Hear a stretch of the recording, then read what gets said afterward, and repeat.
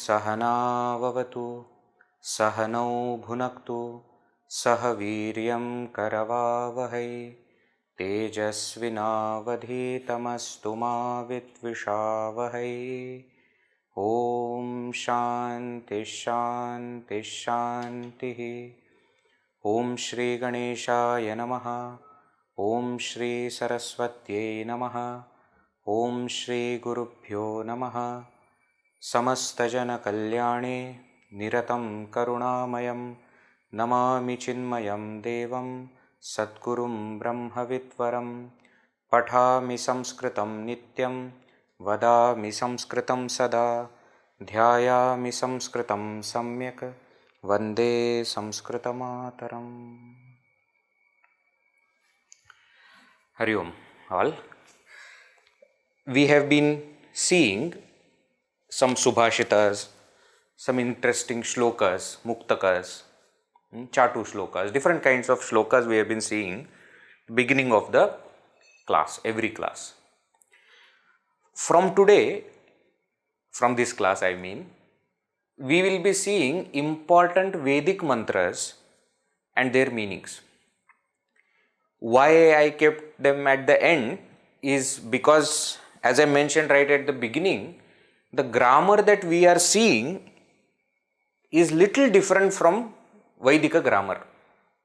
Vaidika Samskrita and Laukika Samskrita have difference in the grammar, and that is mainly because Vaidika mantras are not authored by anyone. They are not composed shlokas, and that's why we always refer to them as mantra, not as shloka or any other meter like we use for Mahabharata, Ramayana, etc. All the other texts which are composed, so we have authors for them. No, Mahabharata is written by Bhagavan Shri Vedavyasa, Ramayana is written by Maharshi Valmiki. All the other texts that we study, which have authors, their grammar has to be in a particular way, and therefore all that comes as Laukika Vyakarana. Whereas when it comes to Vedas or Vaidika mantras, then the grammar is little different. So even Panini, while writing Ashtadhyayi, has written certain sutras which are specific to Vaidika mantras. Means what? Vaidika mantras grammar is only to be understood. Laukika Vyakarana is to be understood and also to use. I hope you understand the difference. In Vaidika literature, there is nothing called as new Vaidika literature. Somebody has composed Vaidika literature. No, that is not possible. That will come under Laukika, worldly compositions. Vaidika mantras are revealed, and therefore the rules of that grammar are only to understand Vaidika mantras, not to compose anything. To compose, we have to use Laukika Vyakarana. Therefore, the grammar that we are studying is part of Laukika Vyakarana, which is applicable to understand the scripture and also to create something new. Suppose I want to write poetry, or I want to write something in Sanskrit, everything that we have studied so far can be used. Whether it is Vibhakti, whether it is Vachana, whether it is Lakaras, whether it is Sandhi, Samasa that we are studying now. All those concepts can be used for understanding also and for using also. Vaidika Vyakarana is only for understanding. There is no concept of composing. I hope you understand this difference. And therefore there will be certain words which will not be according to the grammar that we have understood or we have studied. That is because we have studied Laukika Vyakarana, not Vaidika Vyakarana. So certain words might be there Of course, one way of explaining those is called as Arsha Prayoga. Arsha Prayoga means Rishi Prayoga. Those people who were revealed with that knowledge, the knowledge and the words both are revealed. Therefore, they wrote it as it is. They may not follow the rules of Vyakarana that we use nowadays. Right? So, certain words might be like that, but we have to remember Arsha Prayoga is constant for all the Vaidika Vyakarana. In case of Laukika, the composers before Panini may not be following Panini's rules because Panini was not there at that time. So Panini's grammar that we understand now, we should not use it on Veda Vyasa, Valmiki and say they have mistaken. They have not mistaken. We have formulated rules later on. Right? So that is also called as Arsha Prayoga. In case of Vaidika grammar, everything is Arsha Prayoga. In Chinmaya Mission, we have a Gita chanting competition which is very famous. Bhagavad Gita chanting competition we have. And for many years, we were using the recordings of Swami Brahmananji. Our Chinmaya Mission Swamiji is there, from Bangalore. So his recordings we were using. And they are so popular from 70s onwards when Swamiji recorded, 80s onwards. Everybody chants and, listens to those Bhagavad Gita chanting of Swamiji. When they started using it for Gita chanting competition, they started to find that, there are mistakes in the original chanting. I said, first of all, Swamiji did not record it for competition. Okay. You formulated the rules of competition after he has recorded. Don't find faults with that, saying that is wrong. That is not wrong. That is correct only. You have decided on some other rules. So if you have changed the rules, you have to follow other things. You can't blame somebody who was there and composed before the rules were made for something which is different. Somehow we have this habit, something that is different is wrong. That we have to get rid of. So composers before Panini might have different usages. That doesn't mean they are wrong. Because the rules are formed later. Right? Therefore, when we look at Vaidika mantras also, I have heard many people, we will see also one mantra, Bhadram Karnebhi Shrunuyama. They will say, what is this Karnebhi? Karnaihi. A simple word, Karna, Akaranta Pullinga, Tritiya Bahuvachan will be Karnaihi, Devaihi, like that. How Karnebhi? That is why it is called as Arsha Prayoga. The rules of the grammar that we understand do not apply there. Right? So please remember this point, and then only we will be able to enter and understand the meaning. That is why I have kept Vaidika mantras right at the end.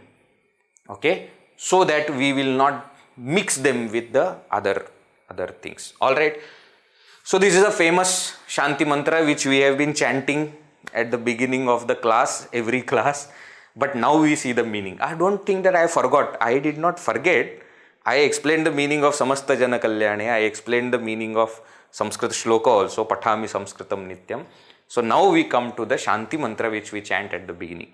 Om Sahana Vavatu Sahanau Bhunaktu Sahaviryam Karavavahai Tejasvinavadhitamastu Ma Vitvishavahai.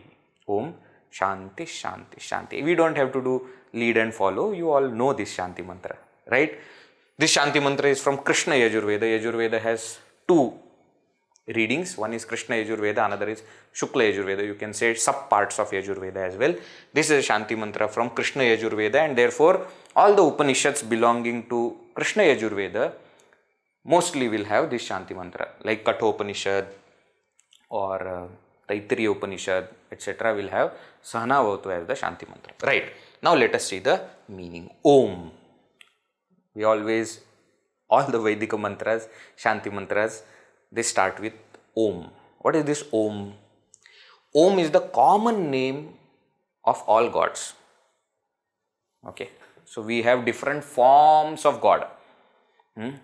Vishnu, Shiva, Brahmaji, Ganesha, Saraswati, Durga, Lakshmi, Kartikeya, Ayyappa, all these, Sri Rama, Sri Krishna, all these different forms of God are there. No?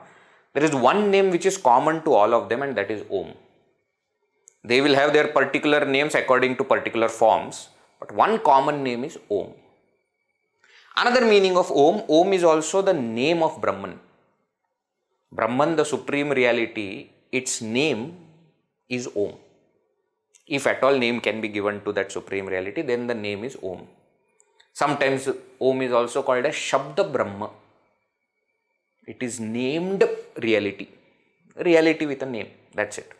Okay. We are not going into too much of detail of what is Om, etc. Entire Upanishad is written on it. Mandukya Upanishad is explaining what is Om.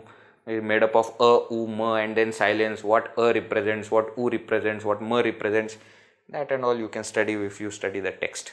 Om is very important symbol, sound symbol for us following Indian culture, Vedic culture, and this Om is used before every mantra, every Shanti mantra, and before starting anything we start with Om, right? So that is, therefore here also we start with Om.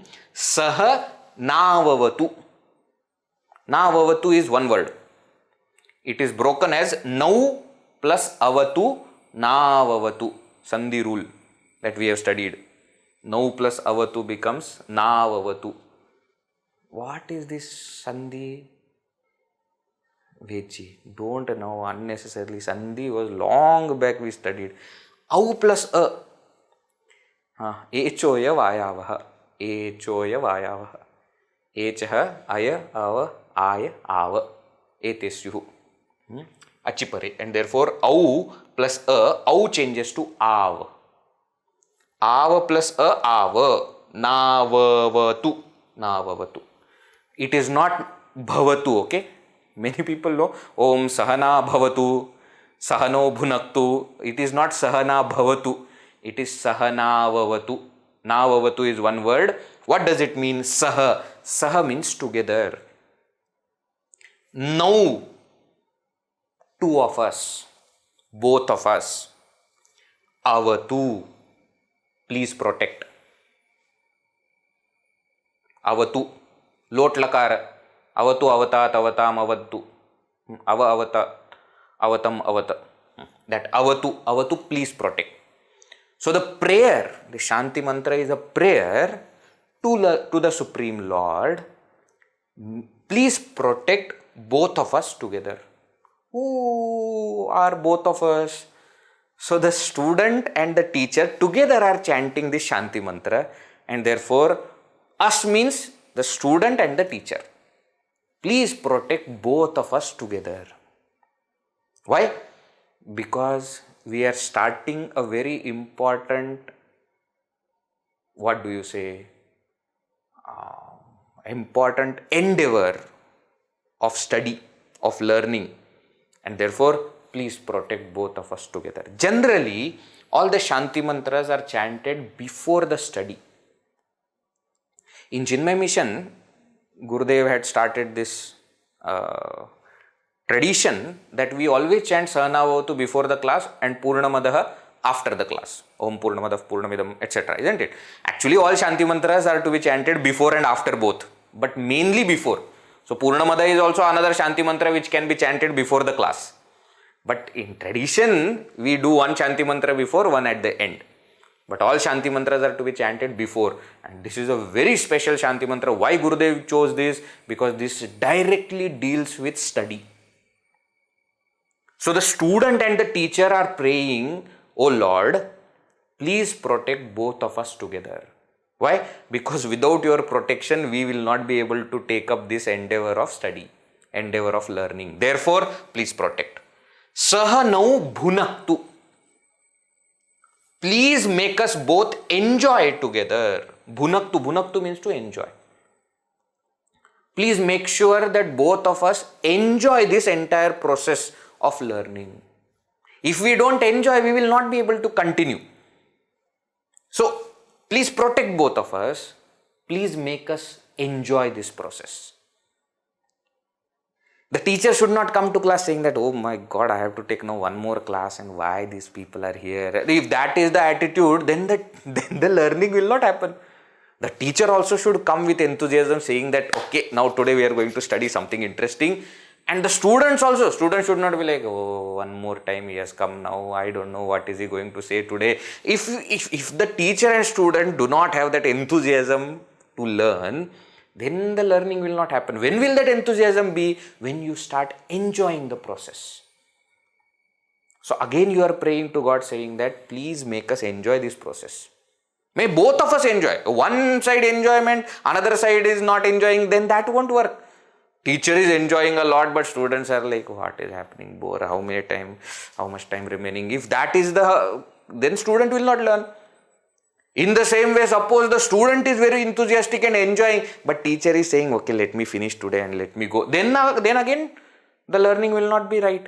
Therefore, please make us both enjoy together this entire process of learning. Sahanau avatu, sahanau bhunaktu. Very good. You are praying to God to give us everything. What are you going to do? Sahaviryam karavavahai. May we both put efforts together. Saha, together. Now, both of us. What is this no?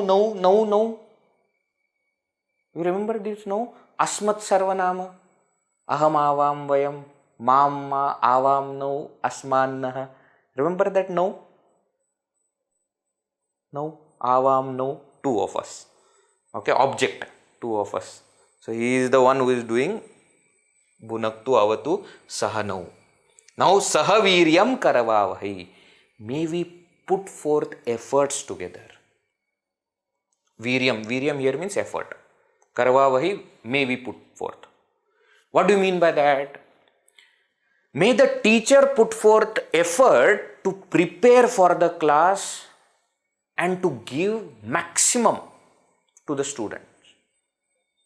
The way students can understand. Not to overwhelm them with his mastery or his cleverness, etc. and talk about something that the students will keep on wondering, I don't know, something happened in class but I didn't understand anything. No. The teacher must put forth effort to make the knowledge palatable to the students. And what students should put efforts? Students should put efforts in understanding, grasping, revising and being ready for the next class. Both sides important. If the teacher only put forth effort, his learning will be good. Students won't be good. If students put forth efforts, then that also will increase students' understanding of the subject. Sahaviryam karavavai. May we both put efforts together. Next, very important, tejasvina vadhitam astu. Again here, now adhitam tejasvi astu. Very beautiful thing again is said. Now adhitam. Adhitam, whatever is studied now by us, tejasvi astu. May it remain effulgent. May what we have learnt remain effulgent. Means what? May we not forget what we have studied. May it be available to us whenever we need. In school, when we used to go and learn mathematics, I had one teacher who used to say always this, pudcha part, magcha sapat. You go forward studying, and whatever you have studied behind is forgotten. It should not be like that. It should not be like that. Yeah, something like that we have studied. What is that we have studied? That means tejasvi. It is not tejasvi. Whatever is studied is not available to you when required. Now again here, students' efforts matter the most. If you want to keep it alive, what you have taught or what you have studied, then you have to keep refreshing it. While studying only, you should study in such a way that this is it. Today I am going to understand this, that's it. Nowadays, because of this technology, etc., videos are available afterwards also, you can revisit. But that should not come in our way of focus. Right? Just because videos are available, just because you can listen to the lecture again, doesn't mean you need to do that. Sit in the class with the feeling that this is the first time and last time I am going to listen to this class. So I have to capture each and everything that the teacher is telling. I remember when I joined Sandeepany Vedanta course, my Swamiji told me that you do have option of recording, do not use that option. Actually, I was the person responsible for recording because of electronics engineer, no? So they had put me that was my job. But from that day till now, for last 14-15 years, I have never listened to any lecture again. I used to record and give it to other people, whoever requires. At the end of the course, it was given to all the people, but I have never listened to any lecture again. Why? Because I sat only listening to my teacher, that what Swamiji is teaching me now, that is it, final. Why? Because live class cannot have same experience later on in the recording. He is sitting in front of me, he is teaching me, this is it. I may revisit my notes. If something is not clear, I may ask someone else, what did Swamiji say? I sometimes, may ask Swamiji also that, this is what you said, is that right, is it not wrong? But never went back to it. Though technology was there, it was with me only all the time. So it's our choice. I'm not saying you all must take that resolve, etc. But I'm saying this direct experience of when the Shanti mantra is chanted, live, has got a different feeling than when recording, etc. happens. Technology is for our help. Let it not come in our way of focus. Let us not lose that, quality of focus. It's acquired quality, no? Let us not lose that. And therefore, when we study, it should remain in our mind, and then we should revise it again and again. What we have studied through the notes, etc., what we have, by repeating the thoughts that we have seen. Why? Then only it will remain effulgent. Now adhitam tejasvi astu. Earlier we had seen one shloka, subhashita related to this. Pustakastha tuya vidya parahastagatam dhanam karyakale samutpanni nasa vidya natad dhanam. Isn't it? That knowledge which is in book, the money that you have given to somebody else, when the time will come, you won't have both. So knowledge should always be available with me. For that we need to keep repeating it in our mind, refreshing it, going it over again and again and again. Now adhitam tejasvi astu. Last prayer is ma vidvishavahai. May we both not hate each other. Ma here in the meaning of no, not. Vidvesha means dvesha. Dvesha means hatred. Dislike. Vidvesha means total hatred, enhanced hatred. Ma vidvishavahe. May we both not hate each other. Why? Hate comes, then you will not listen to the teacher. If you don't like a particular teacher, even if the teacher is telling a good point, you will not believe either, or you will not give more importance to that point, or you will say, what, anyways, what is he going to tell? He's like that only.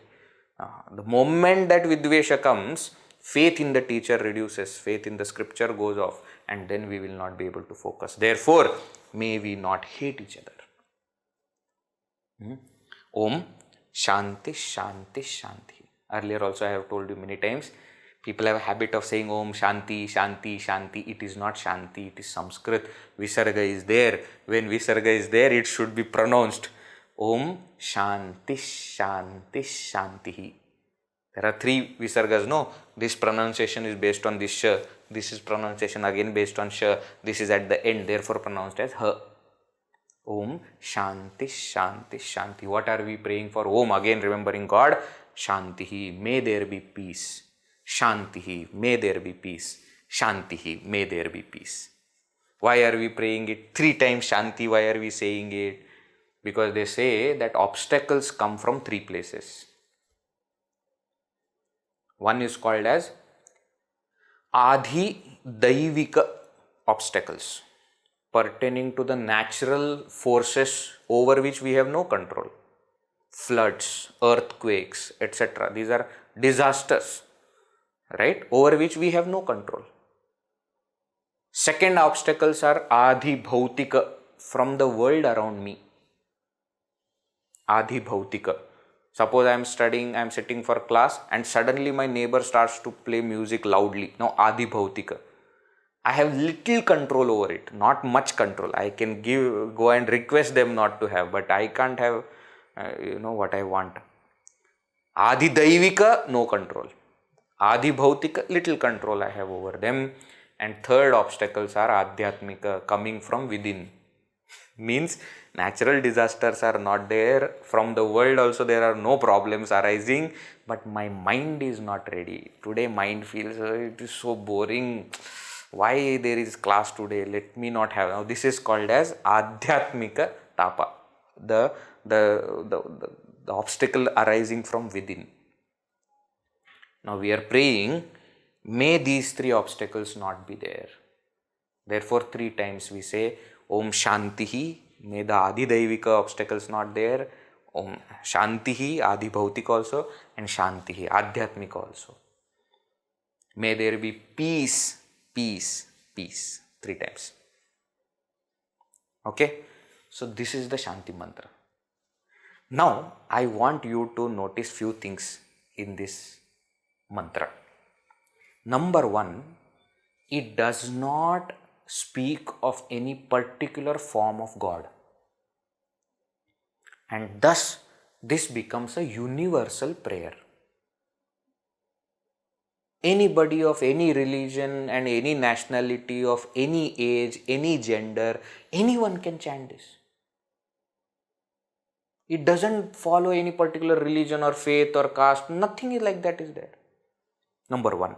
Second thing, please see to what extent they have done the analysis. For the process of learning, for study, what all is required, they have captured everything in this. Where the teacher and student both are praying together. And for what? For protection, for enjoyment, for putting forth efforts, for keeping the knowledge alive and having love between each other. If all these things are followed, whatever we are learning will automatically become good. In most of, not most, in all our Chinmaya Vidyalayas, in colleges, even in Vishwavidyapeeth now, in university, the session starts with Sanavatu. Now many people are there, oh, this is religious, ours is a secular country. Keep all that aside. You have no understanding of what is religious and what is secular anyways. Keep that aside. Do you want to learn properly or not? Then chant this mantra. Doesn't speak about anybody's faith or any religion or any god. We are not talking about that at all. Many times, what we do is, we associate language with a particular ethnicity or religion. It's a very bizarre thing actually, if we see. We have identified Sanskrit with Hinduism and Urdu with Islam. But do you know Islam has nothing to do with Urdu. Urdu is actually originated in India. Do you know this? Language Urdu is originated in India. Its roots are the place where the Hinduism is very important. You understand? But somehow in our mind we have connected language. English is language of Christians. Oh, this is all, this is all wrong things that we have created in our mind. Language is a medium, should not be attached to a particular religion or particular ethnicity. What the knowledge is trying to convey, that's more important. What is the Shanti mantra trying to convey? It is conveying it in Sanskrit, agreed. But what is it trying to convey? It is trying to convey a very healthy relationship between a student and teacher, for which both of them praying to higher power. And therefore, such Shanti mantras should always be chanted. Earlier also we have seen mantras will have their own power. Even if we don't understand the meaning and chant, still they will give their power. If we now understand the meaning and chant, more power. So with understanding now we must chant this shloka, this mantra. Right? Then it will give much more power to the student, to the teacher, and to the study. That is why we have these mantras. Alright, let us chant together once, keeping in mind the meaning what we have just seen. Right? Om Sahana Vavatu Sahanau Bhunaktu Sahaviryam Karavavahai Tejasvinavadhitamastu ma Vidvishavahai. Om Shanti Shanti Shanti. Alright, you remember the meaning? Chal. Now let us go to our topic. So in the last two sessions, we have seen Dvandva Samasa. First type of Samasa that we have seen is Dvandva Samasa, where Prayena generally Ubhaya Padartha Pradhana athva Sarva Padartha Pradhana. All the words in the compound are equally important, therefore all are primary. That is Dvandva Samasa. Cha arthe Dvandvaha. Dvandva Samasa is in the meaning of what? Meaning of cha, meaning of and. So when many things are to be connected using the connector and, they can be combined to form one compound, that is Dvandva. Right? Two types of Dvandva Samasa we have seen. First is called as Itaretara Dvandva Samasa. Example, Rama Lakshmanau. There are two distinct components, they combine together but they do not become one group, they remain components. And therefore, Linga of this compound is decided based on the Linga, gender of the last word. I think some of you have missed this point, and therefore, even if words are in different Linga, gender, they can be combined. I had given example of Stri Purushau. Right? Stri Purushau. So Stri is Strilinga, Purusha is Pullinga. So just as Rama Lakshmano, it can be Sita Rama also. It will still form a compound, and the compound's gender is based on the gender of the last word of the compound. So here Lakshmana is the last word, therefore Lakshmana being Pullinga, Lakshmanau, Rama Lakshmanau. So Linga is based on the gender of the last word, and Vachana is based on number of entities. Here Rama and Lakshmana, two entities are there, Rama Lakshmanau. But suppose Rama Lakshmana Bharata Shatrugnaha, four entities, therefore plural, Shatrugnaha, not Shatrughnau. Rama Lakshmanau Bharata Shatrughnau, Rama Lakshmana Bharata Shatrugnaha. This is called Itaretara Dvandva Samasa. What is the meaning? Rama and Lakshmana, Bharata and Shatrughna, Rama and Bharata and Lakshmana and Shatrughna, etc. This way we can do Itaretara Dvandva Samasa. Another is Samahara Dvandva Samasa. In Samahara Dvandva, what happens? Two entities or components combine together and they form one group. And because it becomes one group, Samahara, Samuha, therefore Ghatapatam, they are always in Napumsakalinga Ekvachana, because they have now become one group. And one group Ekavachana, and because group Napumsakalinga. So Ghatapatam, no question of Ghatapato. Ghatapato can be there in Itaretara Dvandva Samasa. Right? But in Samahara Dvandva, it will be Ghatapatam. I hope you remember this. And then last point we had seen was about Purva Nipata. When two or more words are combining together to form a compound, which word should come first? That is based on, there are some conditions. Conditions to place words first. What is that? Number one, lesser vowels. So the word with lesser vowels will come first. First condition. Second condition, if both have equal vowels, then more Rasva Swaras will come first. Shorter vowels, if there are more, then that will come first. Longer vowel one will go afterwards. Number three, if both have equal numbers and equal Rasva Swaras, then the one starting with a vowel and ending with a will come first. If it is starting with a vowel, then that ending with a will come first. If it is starting with consonant, then ending with e or u will come first, not a. The one with a will go afterwards. So like this, we had seen how to decide the sequencing to make a Dvandva Samasa. We had seen examples also, and we had seen examples from Bhagavad Gita also, other texts also, right? Dvandva Samasa. Now we go to the next Samasa, which is called as Avyayibhava Samasa. This is the second Samasa that we will be studying, Avyayibhava. What do you mean by Avyayibhava? Anavyayam avyayam karoti iti Avyayibhava. That which is anavyaya, anavyaya means na avyaya. That which is not a non-declinable, indeclinable, means what? That which is declinable, avyayam karoti, it converts it into indeclinable. So that by which a declinable is made into an indeclinable. Okay. Anavyaya becomes avyaya. That samasa is called as Avyayibhava. Okay. How it does it? Compound is an indeclinable formed by adding upasarga or avyaya as the first word. This Avyayibhava Samasa, the compound Samastapada, is an indeclinable. It becomes avyaya. How it is formed?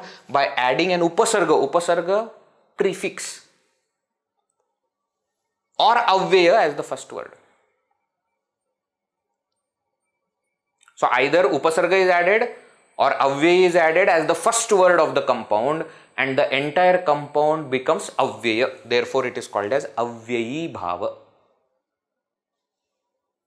Remember, after Dvandva Samasa is over, now all the Samasas we are going to see are going to be between two words only. Many words are not combining now. So there is first word, there is second word, that's it. Right? So here the first word is either upasarga or avyaya. And then it is added with a word, with a subanta, so that the total also becomes avyaya. That is why it is called as Avyayibhava. It makes it into avyaya, indeclinable. Naturally, when it becomes indeclinable, it will not change according to vibhakti, vachana, linga, etc. So less headache for us. Now, this Avyayibhava Samasa prayena Purva Padartha Pradhana. Generally, mostly, Purva Padartha, the first word, is Pradhana, primary. Dvandva, all words, both the words or all the words were primary. Now here, Purva Padartha Pradhana. And what is that Purva Pada? That Upasarga or Avyaya. That is actually giving the meaning. Okay.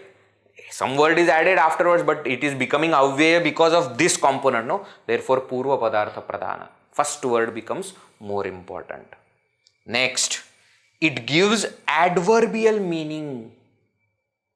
Because it is becoming like avyaya, it is becoming an avyaya, indeclinable. What meaning does it give? It gives meaning of an adverb. Adverb, that which explains the verb. Example, proximity, etc. He was walking near him. That near him will become Avyayibhava Samasa, but that near will only explain further the verb, and therefore it gives adverbial meaning. Adverb, that which qualifies verb. Alright. Next. And already I told you why it cannot become adjective. Adjective is connected to the noun. Noun changes, adjective has to change. But adjective here it is becoming indeclinable. It can't go with noun. Therefore it gives meaning of adverb. Second, next important point. It has aswapada vigraha. This aswapada vigraha we have seen earlier. Vigraha is to separate out and make a sentence to understand the meaning of the compound. Swapada means its own words. Aswapada means not just its own words, but some other words are also required to explain the meaning.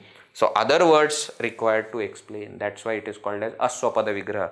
What do you mean other words are required?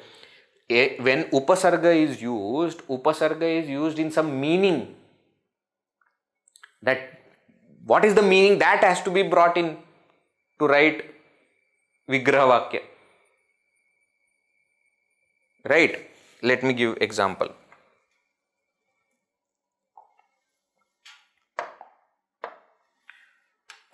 Suvicharaha, let us say.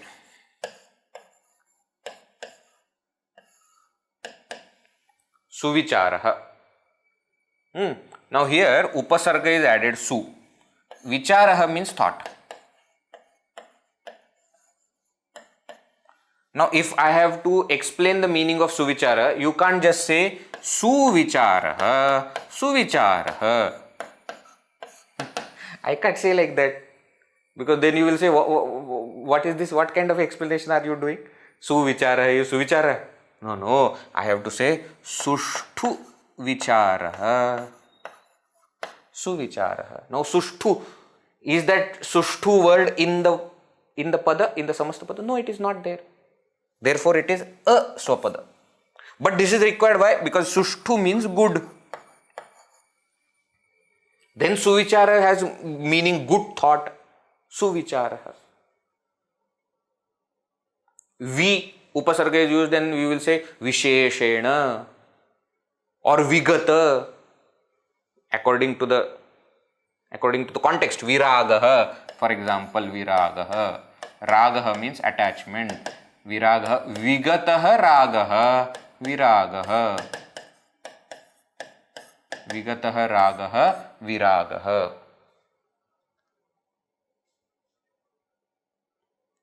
Getting it? Now mind you, this Viragaha, Suvicharaha, this is not Avyayibhava Samasa. I am giving you example to explain how Upasarga when used needs to have some kind of explanation. I am not giving examples of Avyayibhava Samasa yet because we have not studied what is it. These are just words. But I am trying to explain that when Upasargas are used, even when Avyayas are used, or sometimes Upasargas are used in the meaning of Avyaya, so many things are there. Then in that case, just using the words within the compound will not be enough. Some other words need to be brought in to explain the meaning. What does it mean? And therefore it is Aswapada Vigraha. Clear? Aswapada Vigraha. Right. Next.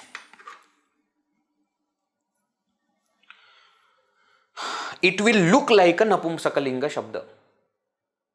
It will look like a Napumsakalinga Shabda. It will not be a Napumsakalinga Shabda. Because it is Avyaya. Avyaya is indeclinable. No Linga, Vachana, etc. is there. But it will look like a Napumsakalinga Shabda. Upakrishnam, Adhihari, Adhivadhu, Upamatra, Adhyatmam. They look like Napumsakalinga Shabda. They are not.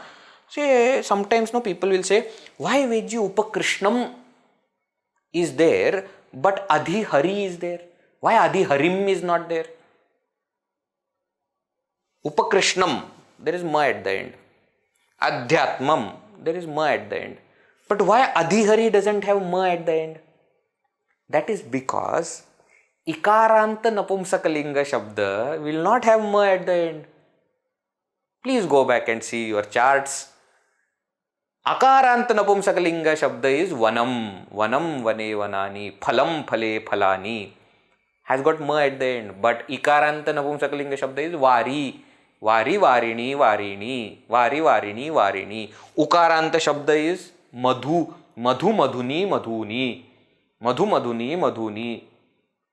And therefore there is no ma.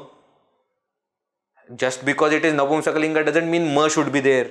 What is said, it looks like a Napumsakalinga Shabda. Ikaranta Napumsakalinga will look like Vari. Ukaranta Napumsakalinga will look like Madhu. Akaranta will look like Vanam. And Takaranta etc. is there, then it will also be converted into Akaranta. Rakaranta will look like R. Kartru Kartruni Kartruni. Like that Upamatra. No need to add ma. Okay, please remember this point.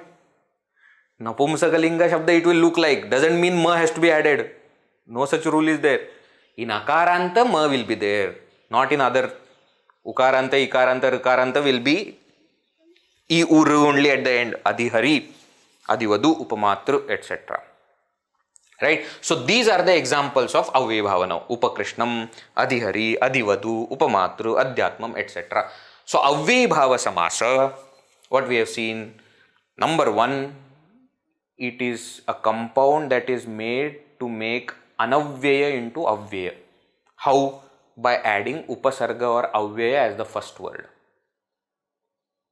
When that happens, that first word has more priority or importance, therefore it is Avyayibhava Samasa, Purva Padartha Pradhana. That gives the meaning of adverb. And its Vigraha is Aswapada Vigraha.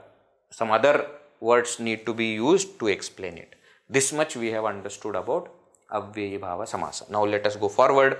There is a very beautiful sutra. Paniniya Sutra is there explaining when Avyayibhava Samasa should be used. Okay, this is a Paniniya Sutra. Avyayam vibhakti samipa samriddhi vriddhi artha bhava atyaya asamprati shabda pradurabhava paschadhyatha anupurvya yoga padya sadrishya sampatti sakalya antavachaneshu. In all these meanings, vachaneshu, in all these meanings, Avyayam, Avyayibhava should be used and it should become Avyaya. In what all meanings? There are around 19 meanings given here. 16 will be given, but there Yatha has 4 meanings actually in it. So 1, 2, 3, 4, 5, 6, 7, 8, 9, 10, 11, 12, 13, 14, 15, 16 and then 3 more meanings of Yatha. 16 words are there, but 19 meanings are there. In these 19 meanings, Avyayibhava Samasa will be formed.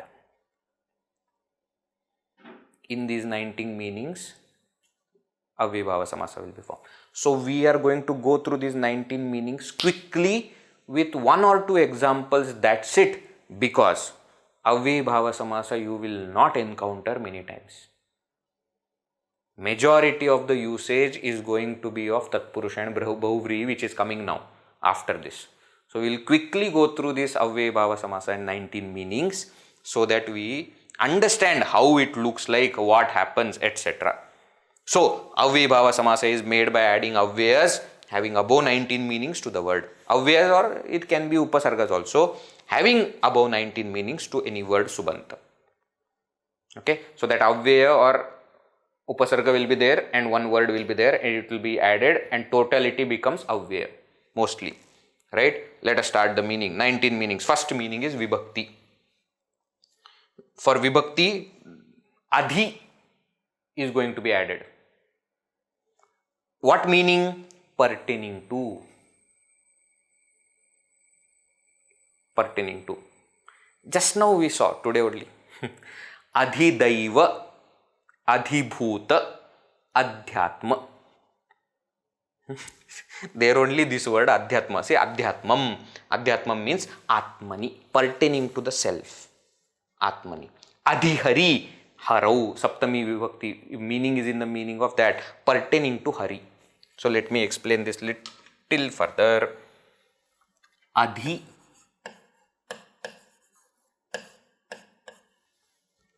Adhi means pertaining to. Now we will say Adhidaivam,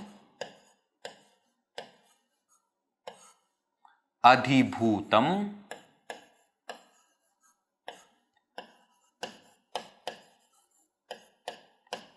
Adhyatmam.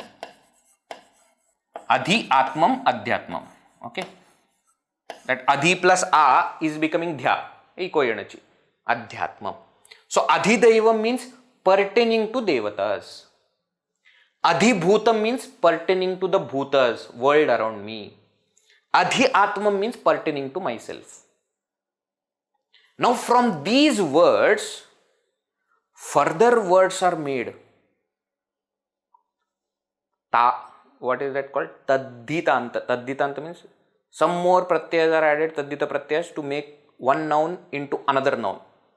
So from Adhidaivam, they will say Adhidaivika.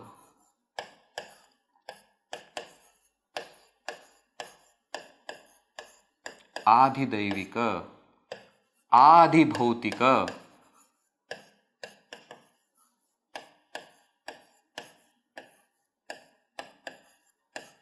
आध्यात्मिक, आध्यात्मिक.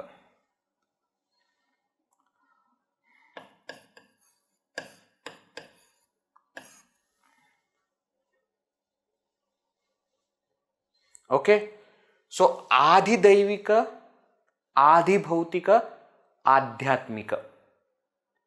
What is this? Nouns only. Adhyatmam, spirituality. Adhyatmika, spiritual. You understand the difference? I am a spiritual person. I am adhyatmik. I am an adhyatmika person. I won't say I am adhyatma person. I am not spirituality person. I am spiritual person. So adhyatmam, spirituality. Adhyatmika, spiritual.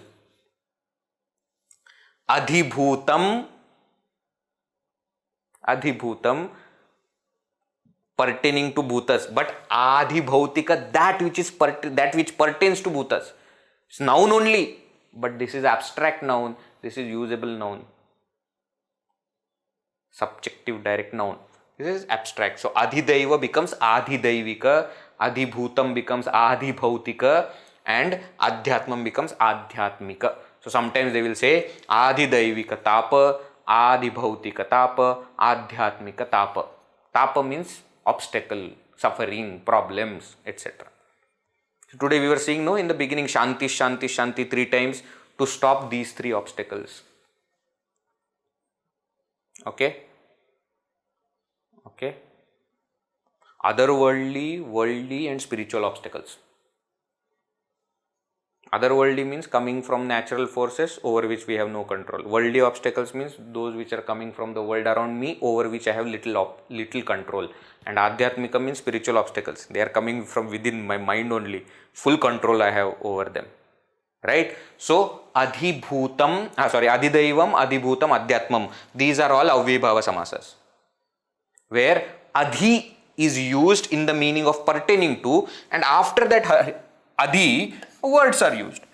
Daiva, Bhuta, Atma, these words are used, Subanta is used, and total becomes again Avyaya. So Adhidaivam, Adhibhutam, Adhyatmam, they are Avyayas. They look like Akaranta Napumsaklinga Shabdas, and this is the first meaning. Adhihari, another meaning. Hari Sambandhi, Harau, pertaining to Hari. Right? This is the meaning, and in this way these Avyayibhava Samasas are formed. This is in the first meaning of Vibhakti. Second meaning is Samipa. Samipa means near. So the Upasarga going to be used is Upasarga. Upakrishnam. Upakrishnam. How do you explain what is the Vigraha Vakya? Krishnasya Samipam. You see how Aswapada Vigraha is working? While using, you have used the word Upa. But while explaining, you are explaining its meaning, that is Samipam. Krishnasya Samipam, Upakrishnam, near Krishna. Upagangam, Gangayaha Samipam, Upagangam Nagaram. Where is my village? My village is near Ganga. Upagangam Nagaram, Upagangam, Gangayaha Samipam, near Ganges. Okay, so 19 meanings. First meaning is Vibhakti, another meaning is Samipa, third is Samriddhi. Samriddhi. Samriddhi is going to be used by adding Upasarga Su. What do you mean by Samriddhi? Abundance, prosperity, plenty, etc. These are the meanings of Samriddhi. Example, Sumadram. Madranam Samriddhi means abundance of joy. Madra means joy. Sumadram. Sudhanam. Sudhanam means what? Dhananam Samriddhi. Abundance of dhana. Dhana means wealth. Remember, Sadhanam is different. Sadhanam will come later on. Sadhanam means dhana sahitam. He is along with wealth. Here sudhanam. Sudhanam means abundant of wealth is there. Dhananam samriddhi. So in this meaning also Avyayibhava Samasa can be formed. Sumadram, Sudhanam, etc. Right? Next. Vriddhi. Vriddhi means vi-riddhi. Opposite of samriddhi. Adversity, scarcity, destruction, depletion, etc. Opposite of samriddhi. Vriddhi. Not vriddhi, vriddhi. Ya is there in between. Vya and that has got rakara. Vriddhi. Upasarga going to be used is dur. Durdesham means what? Deshasya vriddhi. Nation has gone, to depletion, destruction of nation. Durdesham. Okay, this is another meaning. Now again I am telling you, every single time when upasarga is added to word, doesn't make it into a avyaya, okay? Only when it makes it into avyaya, then it will become avyayibhava samasa. I gave you example, suvicharaha doesn't become avyaya. Right? Viragaha doesn't become avyaya. So that is not avyayibhava samasa. That is upasarga adding to word. But here, upasarga is added in such a way that it becomes avyaya. That becoming avyaya is very important. Please understand. Sthitihi, dusthitihi. That is not avyaya. And therefore, it is not avyayibhava samasa. It is simply word being joined with prefix. That's it. But here the prefix is added in a particular meaning. To make it into avyaya, that avyaya, making it into avyaya is very important. Please do not miss that. Okay. Suswagatam. That is swagatam added with one upasarga, suswagatam. That doesn't make it into avyaya. I hope you are getting, Samasa is called Avyayibhava Samasa because the compound should become avyaya. Just upasarga is added in some meaning, that doesn't make it Avyayibhava Samasa. It should convert the entire compound into avyaya. And that will happen only when a particular one is used in a particular meaning. And it converts into avyaya, then only. Okay, that is the fourth meaning, vriddhi. Next meaning is arthabhava. Arthabhava means absence of something. Something is not there, abhava. Arthasya abhava. Nir upasarga will be used. Example, nirmakshikam. Nirmakshikam gramam. Nirmakshikam means what? Makshikanam abhava. Makshika means fly. Nirmakshikam means without any fly. Absence of flies. Nirdvandvam. Nirdvandvam. Dvandvasya abhava. Absence of duality. Nirdvandva. Duality not necessarily. Dvandva can also means pairs of opposite. Absence of two, basically. Absence of two. Two are not there. Okay. Again, dvandva. Akaranta pullinga shabda also is there, no? Dvandvaha. So, nirdvandvaha, there will be one word. Nirdvandvo hi mahabhavo. Sukham bandhatra muchyate. Nirdvandvo mahabhavo. Nirdvandvo. That nirdvandvaha is different. It's not avyayibhava samasa. But here, the resultant is an avyaya. Nirdvandvam. Okay. So, like that, some more meanings are there which we will see in the next class, sufficient for today, and then we will complete this Avyayibhava Samasa also. But please remember very quickly what are the things we have seen for Avyayibhava Samasa, and what are the meanings that we have seen. As I said, very rarely you will come across Avyayibhava Samasa. Some which are very popular, we will come to them in the remaining example. That time you will know, oh, you have seen word like this, you have seen something like this, then you will know. Yatha Shakti, Yatha Mati, Pratidinam, Anudinam, etc. Some of them you would have seen, some of them are used, but otherwise mostly these are not used much. That's why we are going fast. So in the next session, we will complete Avyayibhava Samasa also. Alright, let us conclude. Om Purnamada Purnamidam Purnat Purnamudachyate Purnasya Purnamadaya Purnameva Vashishyate. Om Shanti Shanti Shanti. Harihi Om Shri Gurubhyo Namaha. Harihi Om. Hari Om.